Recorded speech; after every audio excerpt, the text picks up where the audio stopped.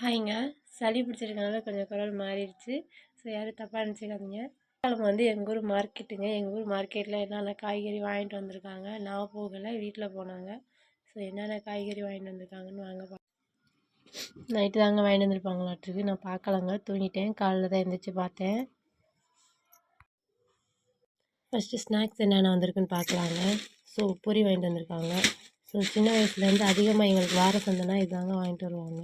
So அந்த ஐட்டத்தில் இந்த பொரி ஒன்று வந்திருக்கு. அப்புறம் பார்த்திங்கன்னா பச்சை திராட்சை, இந்த திராட்சை கொஞ்சம் வாங்கிட்டு வந்திருக்காங்க. அப்புறம் ஸ்வீட் கார்ன் சோளம் அங்கே ஸ்நாக்ஸ் வந்திருக்குது. காய்கறி என்ன வந்திருக்குன்னு பார்த்திங்கன்னா தக்காளி வந்திருக்குது, வெங்காயம், அப்புறம் வெண்டைக்காய், இது முட்டைக்கோசு, இன்றைக்கி ரசம் செஞ்சிட வேண்டியதாங்க. கொத்தமல்லி வந்திருக்கு, அப்புறம் கேரட்டு, அப்புறம் அங்கே இருக்குது பாருங்கள் பீன்ஸு, அப்புறம் உருளைக்கிழங்கு, கொஞ்சம் போல் இஞ்சி வந்திருக்கு. இஞ்சி பூண்டு பேஸ்ட்டு செஞ்சிடலாம் இந்த வாரம். அப்புறம் பச்சை மிளகா, கத்திரிக்காய், வெங்காயம்.